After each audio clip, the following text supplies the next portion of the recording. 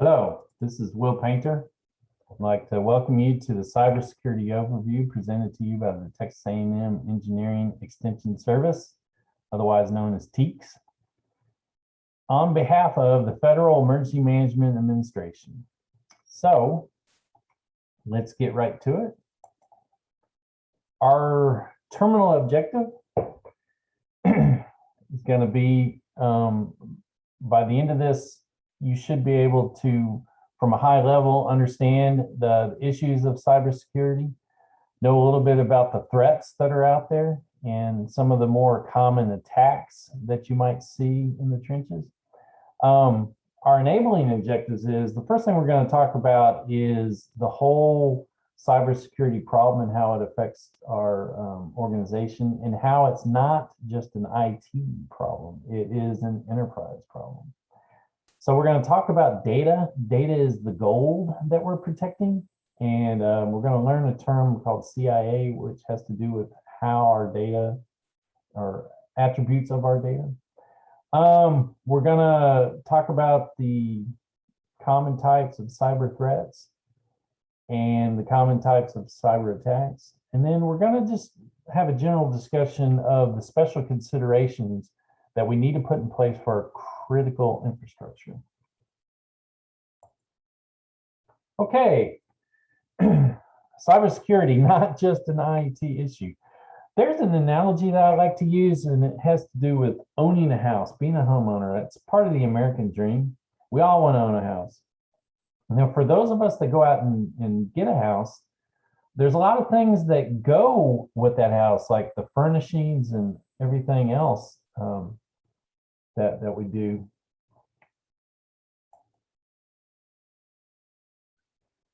So, housing is a major part of our economy. It's, 20 to 30% of the total domestic product.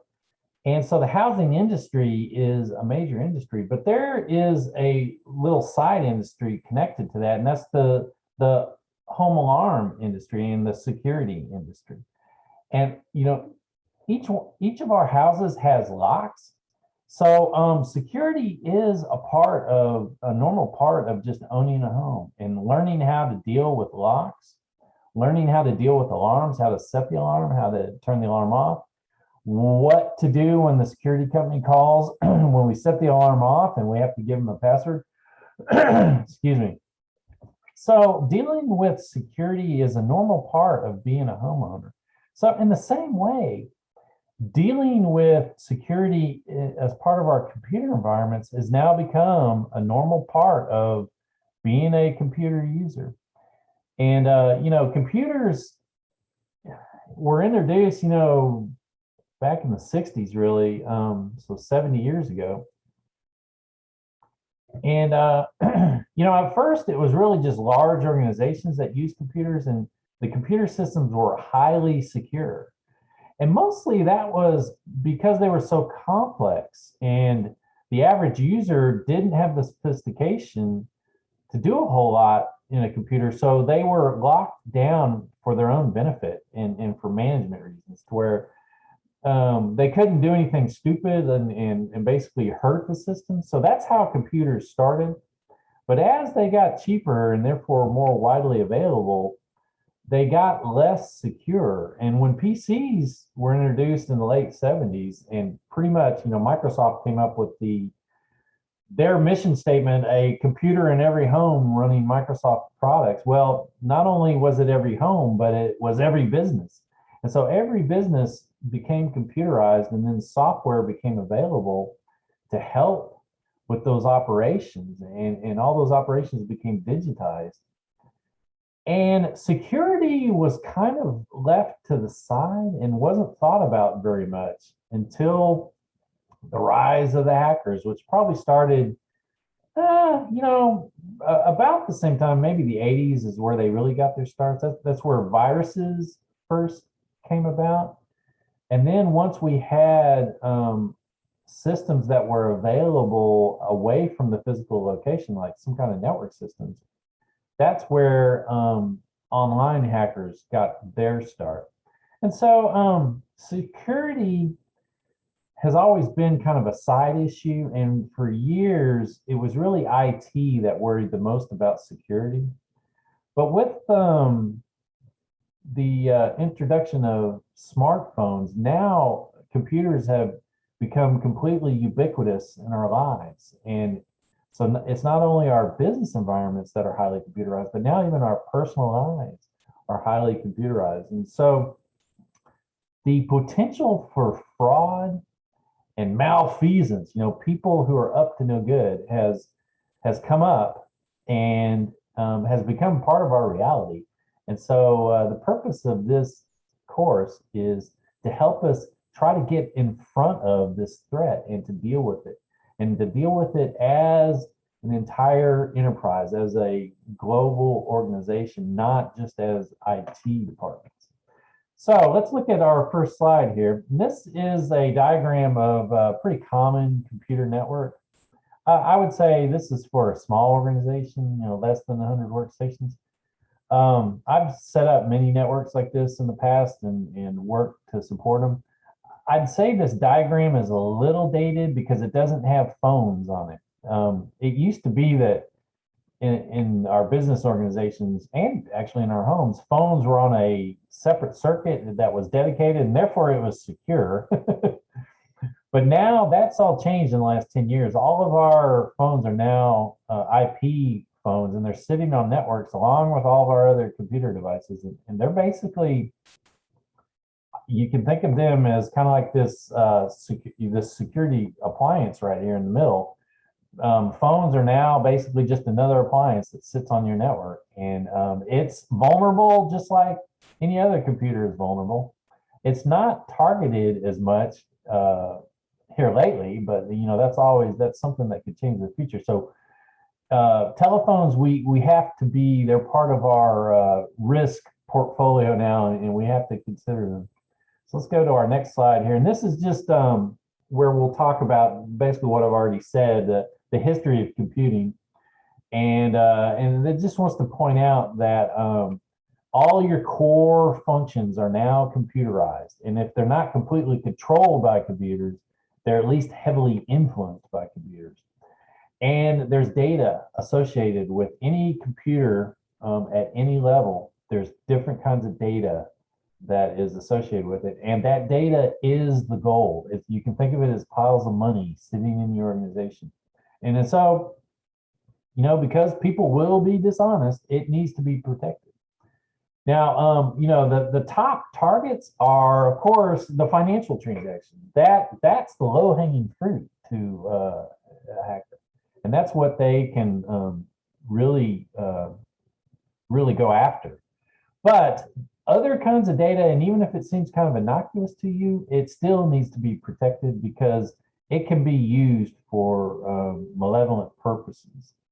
And then the other more general issue about data is that all data can be corrupted, it can be encrypted and stolen. And we'll learn later, encryption is a key thing that's going on now. So let's move on to the next slide here. Now this is a diagram that was developed by the, see, I have it in my notes here. This was developed by the ISACA. These are the audit guys. Information Services, let me see, Information Systems Audit Control Association. These are, this is the auditor group that, it's been about probably 5 to 7 years where audit, information security has become part of audit's control. And when the auditors come in, they're going to look at all your accounting controls, all of your operations controls, and all of your information security controls. So data, they're going to start looking close to that. So they've defined the risk kind of here, and this is kind of helpful. It starts out at a very high level, and as it moves down, it gets closer to IT, where IT is at the bottom. But anyway, so it's the whole enterprise risk. And if you start on the left, strategic risk, this has to do with data concerning like moves that you're going to make with your company. Like, are you going to enter a new market? Are we, for governmental agencies, it would be like, are we planning on annexing certain neighborhoods, things like that. So there's data out there associated with that, and people would want, like, for example, if there's a political resistance to you annexing a certain neighborhood, they might hire a hacker to try to get in and get to that data because they want to know what you're going to do. So there's strategic risk.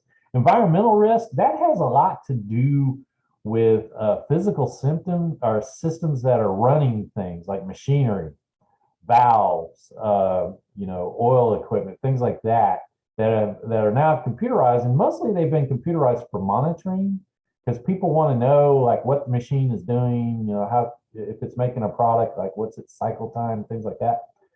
But those systems are there for mostly for monitoring, but they may have, the ability to turn things on and off or adjust rates of flow, that kind of thing. So there's an environmental risk that's really critical when we're talking about public safety.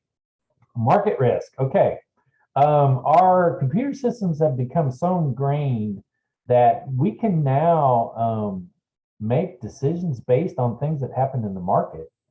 For example, oil equipment that's out in the field pumping, being run by a SCADA system. We'll talk more about that in a minute. Based on what the price of oil was at closing today, we can adjust our production based on that. So, and so the reverse of that is also true. A hacker could get into our systems and adjust something that would then affect the market price.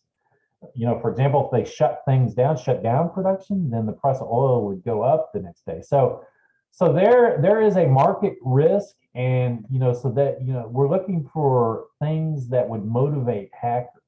And okay, so the next one, credit risk. That's a big one. You've all heard about this in the last couple of years, the identity theft. The ability to go out and to create a false person and then get credit issued to that false person, which you can then go out and buy things. So huge potential for abuse. And that's this whole different kind of credit. Operational risk, that has to do with computer systems that run your operations, like point of sale systems for retail outlets, or for governmental agencies, it could be your bill paying kiosk.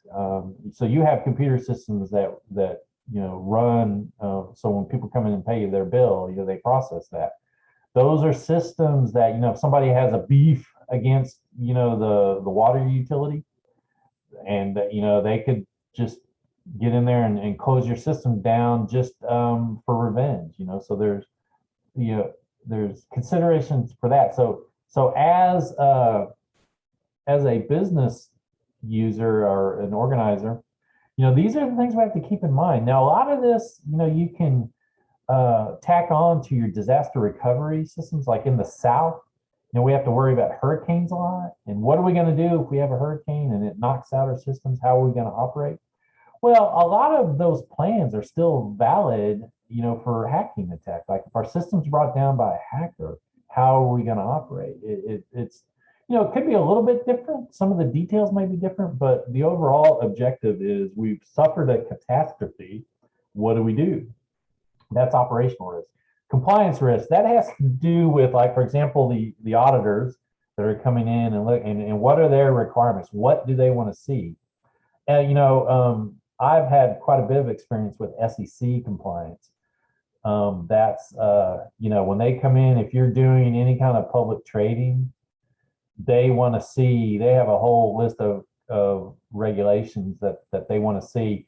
And they have requirements for how systems should be secured, password requirements, a lot of operational checks and balances, mostly to combat fraud. So as we move down this list and we get more down into the IT realm, and these are the things that IT should already be doing, but now that so what's happened here lately is that IT now needs to be more open with their plans, and must and IT needs to be instead of trying to be territorial and say, no, this is an IT issue, we don't need your help. They need to be more open too and let them know what their plans are. Now, for IT, there's the benefit value enablement risk, and we've had to struggle with this for years. We can make a system so secure that nobody can get into it. I mean, we can do that, but it's a balancing act.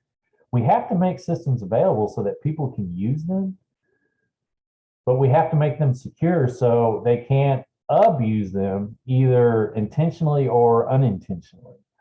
So that, one of the reasons in the past that we've made systems secure is to keep people from messing things up. And so, we need to, open up our thinking on that as well as IT people. IT program and project delivery risk, that has to do with two things nowadays. One is implementing new changes. There's always a risk associated with that we're going to disrupt operations. And change management is a big part of, like, are we training to, so that people will understand the new system that's coming and the changes that, so people are creatures of habit. And that, program project delivery risk, that has to do with dealing with people's habits and how are we going to change their habits to deal with the new system. And then the one on the right, IT operations and service delivery risk, that's like our everyday risk. Like that's where, are we backing up the systems? Are we doing everything that we can do to make sure that, that passwords are not being hacked? Should we look at our policies? These are all part of just normal IT operations. Do we want users to have access to tools that a hacker could abuse with? And so therefore, to keep them out of the hacker's hands, maybe we just eliminate them so that no one can use them. These are the risks that are associated with everyday IT operations. So anyway, that's just kind of a global, so, this risk that's out there is huge and it's so big that we need to cut it down into the smaller bites so that we can understand it and grasp it. So now on to our next slide. Okay, this slide is making a point about public safety, and this is kind of a recent thing in the last 10 years, where the computer systems have become so integrated that there are now what's called critical systems that are now integrated, and so they can be abused. I mean, you guys may have heard about cyber attacks happening in other countries on their nuclear reactors. I mean, our nuclear reactors are just as vulnerable, and believe me, those reactors have industrial systems in them that are all computer controlled. And so it's critical that we keep this in mind, is public safety, that things can blow up, especially like here in Houston. We have a lot of chemical factories. All of those factories have computer controlled valves associated with them, and if things go wrong, things can explode. So you have to plan from just a systems failure perspective, but you also have to plan now from cybersecurity perspective. Sabotage is a big deal now. We had a factory in West Houston, and it was really close to a neighborhood. It was doing some kind of metal manufacturing, and it just blew up. And the press hasn't reported on why it blew up, but it did blow up. It knocked houses off their foundations nearby. So it had like chemicals or something there that was part of its manufacturing process. And so we don't know if it was computer related or not, but it could have been. So the potential is there. So this is another reason public safety is driving a lot of these security issues. SCADA has to do with that system control and data access. Looking at the notes. But SCADA is what drives, like, all the oil pumps is where we see that the most here down in Houston. And so, for years, SCADA has been driving those, and they figured out a long time ago that they could modify them remotely based on market price. Well, that can also be done, that can now be hacked, and people can mess with oil production for political reasons, for whatever. So these are things that we just have to be extra careful, center point, power grids, water supplies, all those kind of factors, extra heightened level of security. Okay, the National Institute of Standards and Technology, which is part of the Department of Commerce, came up with this diagram about the cyber incident life cycle. So this has 4 phases, and we'll just kind of go over it. Preparation means everything that the IT department has done, virus protection, intrusion protection, password policy, security policy, networking strategy. There's, we can set up our networks certain ways, with cybersecurity in mind, to try to keep hackers out. We can put up firewalls, things like that. Preparation, this is all the things that you do to get ready for somebody to try to break in. These are countermeasures. And then phase 2 means your active detection analysis. So you should have procedures in place that are actively looking, on the lookout for bad guys. This would be like training, going back to my housing analogy, this would be training your kids to, look for suspicious characters, like casing your house up, looking in the backyard, that kind of thing. You should train your organization's users to look for suspicious emails that come in, things like that. With keeping in mind that there are hackers out there that want to get into our systems, and they're actively trying to do so. That should always be your baseline assumption. Okay, so phase 3 is containment, eradication, and recovery. Okay, so we've detected a breach. What do? We should have plans and procedures in place for what to do when we've had a breach. And they'll be remedial, like how do we clean the system, or how do we plug the hole if they found a hole that came in? What do we do about that? And it should be a loop, because we can't assume that we've fixed the problem. I can remember in the early 2000s, the I Love You virus hit, and it infected servers first. And so we had to do a lot of work going through and cleaning the servers of that. And then, so we brought the servers down while we were cleaning them. And then we put them back up. But what we found was that a workstation could reinfect the servers. So we had to not only bring down all the servers, we had to bring down the entire enterprise and go through and clean every single computer on that enterprise and make sure that they were clean. And then we brought the servers back up. So that was a looping process. Okay, and so phase 4 is, what do we do after we've discovered a breach? And this is like a post-mortem, let's go back and see, how did they get in? What did they do? How did we deal with it? Were our procedures in place? Did we have good backups? Things like that. This is all the activity that the lessons learned that should then go back to your phase 1, to your preparation. Were your countermeasures good enough? If they weren't, then you make them better. So this is like the self-improvement part of the system. All righty. So now our data. So we've said before that the data is the gold, and that's what the bad guys want. And so there's 3 attributes to data. Confidentiality is privacy. And where this can get complicated is that there's different levels of privacy. There's like public and private. There's the things that, there's data about the organization that the public knows. And, so therefore public data doesn't necessarily have to be protected that much, because if it gets, released, then it doesn't do any damage.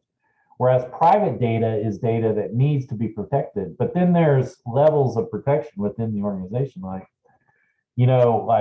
does every employee need to know this, or do just some of the employees need to know this? Like, for example, payroll data is highly sensitive. Usually it's just you and your boss and then HR and maybe accounting.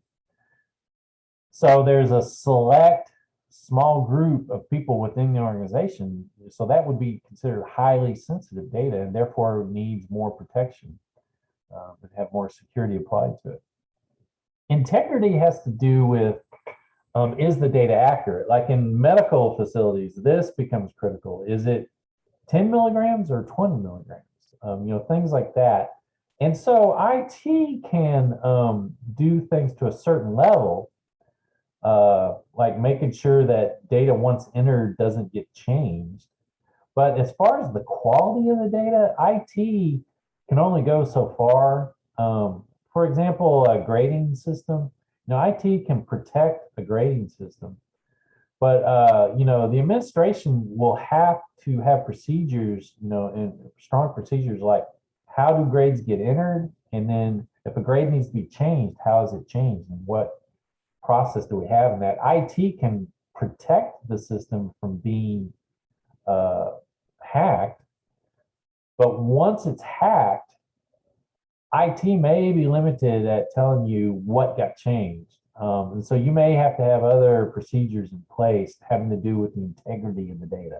Integrity is a quality issue, and quality can become very nebulous very quick. Availability, that have to do with how easy can people access data. And the level of security is directly proportional to the level of availability. The more secure the data, the less available it is. The harder it is to get to. And the less secure the data, the easier it is to get to. So that's an attribute of data that can cause a lot of issues in IT, in the IT world at least. Locking things down too much and loosening things up too much, that has to do with a lot of availability issues. Okay, types of cyber threats. There's really two general types. It's targeted and untargeted. So when a hacker is trying to get access to a system, there's times where he'll just kind of cast a wide net and look to see if people respond. I was at a trade show one time working with a chemical company, and we had we had me there and plus a security guy there because they needed access back to the home servers to do an online demo. And so we had this security guy with us, and he was bored, so he opened his laptop out. And, we were on a Wi-Fi, but Wi-Fi was pretty new at the time. And he started scanning the local area, and 2 rows over was one of our vendors. They had a booth over there. And there was a couple sales guys there. And so he found, just using these scanning tools, that guy was on the Wi-Fi. And so he prompted him for a user ID and password to log on to his system, and just tried admin. And he got into this guy's system, and he looked through his files, and he saw that there was a proposal there that they were making to us. So we saw this guy's proposal before they actually made it to us. And so anyway, that was an example of an untargeted attack, where the guy was just bored and was seeing what was out there. And in the early days of Wi-Fi, people used to drive around and look for unsecured Wi-Fi networks using radio scanners. And then when they would find them, they would park nearby and set up servers to do whatever, set up a black market server. That's also, people in the early days of web servers, when companies would put up their own website and would host it themselves, that would, unscrupulous employees working at that company could set up their own web servers and basically pirate their bandwidth. And so that used to happen. When we would do security surveys back in the old days, that would be the first thing that we would go in and look for, is like, how many websites are here, and is it the ones that you're expecting, or is it different ones? So these are examples of untargeted attacks. Targeted attacks means when they know you're there and they're actively trying to get in. For example, you're a nuclear power plant. You know that there are people trying to get in. If you're a Department of Defense facility, there are people trying to get in, people from other governments, and probably just activists from, local activists who, for whatever reason, they're anti-government, and so they want, they're up to no good, and they're trying to get into your system. So that's the two different types of cyber threats. Okay, motivations for cyber attacks. What motivates these guys? Well, the obvious ones are financial. They're trying to make money, and that's a pretty big one. But also challenge and notoriety. Like the example I gave you earlier from the trade show, the guy was just bored, and he was trying to show off for us. So that's why he did that. And then social, political, and philosophical. This would include different kinds of terrorism, anarchists, nihilists, people who just want to tear stuff down. Basically, pranksters will probably be included in that. A fourth cloud I would probably draw on this is nosiness. Like, for example, phone hacking. The main reason phones get hacked is people are nosy. They want to see what you're doing. Unless you're a celebrity, I mean, then there may be a financial motive. But yeah, it's just pure nosiness. And so, as an organization, we got to figure out how do we keep these people out, the nosy people, the opportunist people, and the professional criminals who are, trying to victimize us. How do we get in front of them? How do we stop them? All right, here's some examples, and I got some notes on these. Yeah, big spring. Okay, so larger and smaller, hackers don't really care. I mean, and whether you're a big organization or a small organization, the motivation may be a little different, but mostly not. So the smaller, Big Spring, Texas, there was wire fraud of 36,000 transferred to an account in Africa. That happened to one of my clients, an oil and gas client. They were, oil and gas drilling companies. They're constantly sending money all over the place, for leases. And what happened was hackers got onto the CFO's workstation and saw her emailing back and forth between the leaseholder and, talking and making arrangements for the payment. It's like, okay, I need your account number and your routing number. And so the hacker saw this and basically sent her an email with the wrong account number, but it looked like the person she was emailing. And so she paid it and, discovered the error later. And, of course, reported it to the FBI and everything. And the FBI was trying to get the money back. But, I never did find out what happened there. But that was $50,000. So here, Durham, New Hampshire, they paid ransomware for $3,000. That's kind of low. I was working with a vet one time. We're not sure how it got in, but they didn't have any virus protection. They called us in after the fact. But they got hit with a crypto virus, and then the hackers contacted them and offered to clean it up for $5,000. And her insurance policy paid, which amazed me at the time. But some of these others, Jackson County, Georgia, they paid ransomware $400,000, and that was a good payoff. Burlington, Vermont, somebody hacked into the electric grid. I know 10 years ago, I asked my friend at Centerpoint if that could happen, and he seemed to think that it still takes a man for safety reasons being on a switch. They didn't completely trust computers. That was 10 years ago. So that may have changed now, but still, you public utilities you really have to be careful. On the larger side, there's Atlanta, Georgia. They paid $50,000 in ransomware. Dallas. Okay, Dallas got their tornado sirens hacked.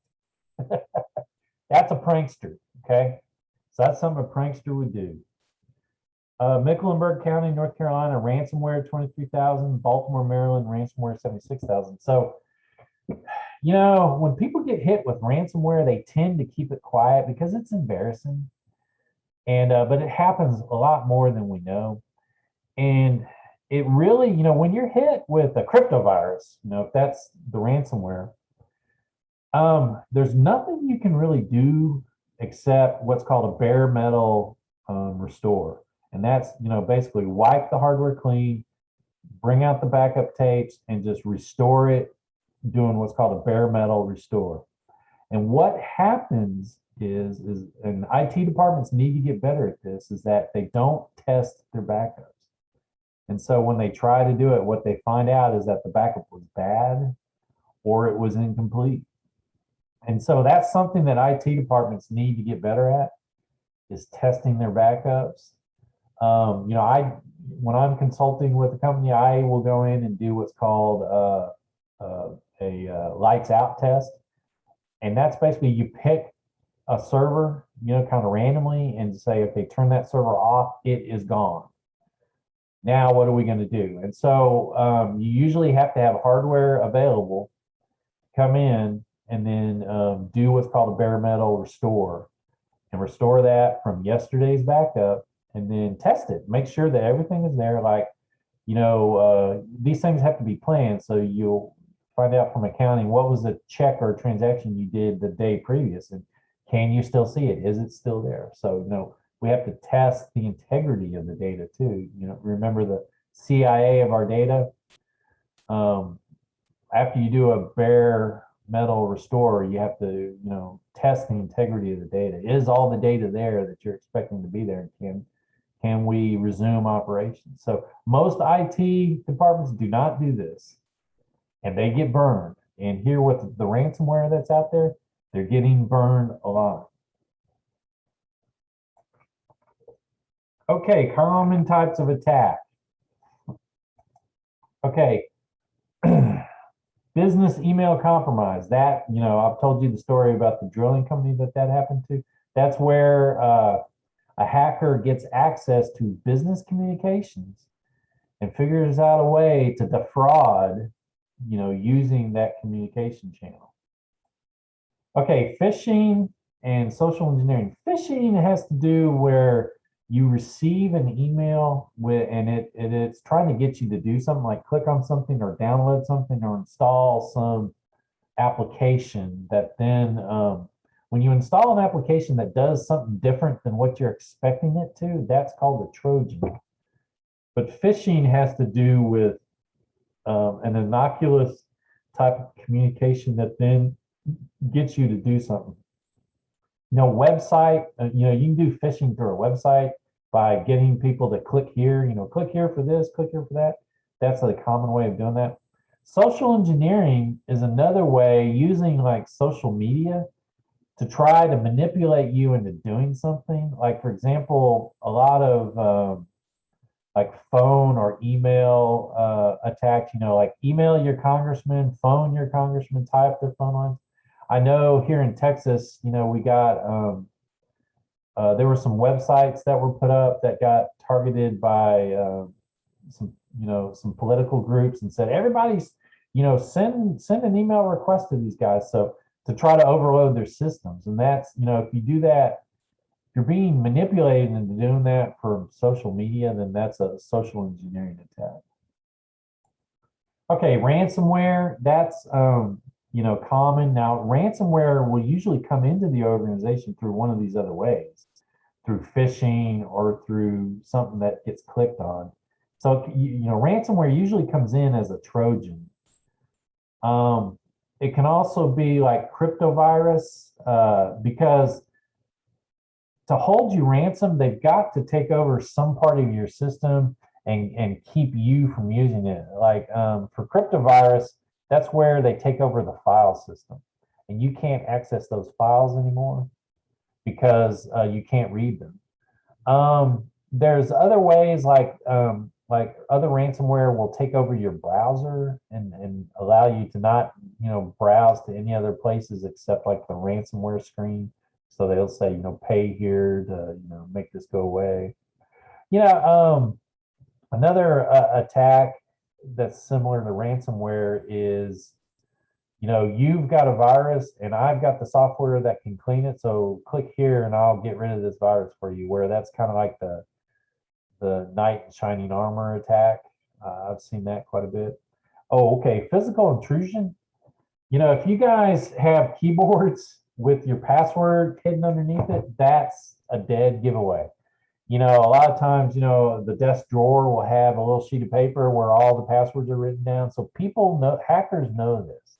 And if they get access to your office, like they're part of the cleaning crew, they come in, you know, to install like a piece of software or hardware, they, you know, and you're not there, they see those passwords, you know, that can give them physical access to your system. You know, putting a USB device into the back of your system, that's another common way that they do that. I saw on the show Breaking Bad, Hank did that. Not Hank, Walter did that to Hank. He was a DEA agent. He put a USB keyboard reader onto his workstation to figure out how to hack into the system. So anyway, it happens. Denial of service, that is more towards the line of you know, the call-in campaign. You know, let's everybody request service from like a website. You know, if everybody tries to pull up a website all at once, it'll make the site crash. It can't handle that kind of load. So that's a denial of service. You know, there's software out there that can do that automatically. Just send so many requests for login or whatever that the server can't handle it anymore, and it will crash you. Okay, summary. So hopefully we've learned a lot about cybersecurity, and we've learned a lot about data and the attributes of our data and how our data is the gold that we have to protect. And it's not just an IT responsibility to protect that gold. Everybody in the household, just like every person in your household has to learn how to deal with locks and learn how to deal with the alarm system. Every person in the organization needs to learn about how to protect their data. And protecting also means keeping an eye out for suspicious behavior, just like you train your kids to watch out for strangers in the neighborhood. We need to watch out for suspicious people in these computing environments, online mostly, but also lurking around the corner. We need to be aware. We need to keep an eye out. Diligence. The name of the game is diligence. So we learned about the different types of computer attacks. There's the targeted and the untargeted attack. And then we learned about the particular methods, the BEC, you know, abusing email, phishing and whaling, denial of service, social engineering, ransomware, the crypto virus, and then physical intrusion. So hopefully you guys are a lot more aware now and be more prepared, and mostly be on guard. And like Michael Conrad, the guy from this old show, Hill Street Blues, every time they'd start the show off, he would talk to all of his cops, and he's like, let's hit the streets, and hey, let's be careful out there. Well, that's what I wish for you guys. Let's be careful out there.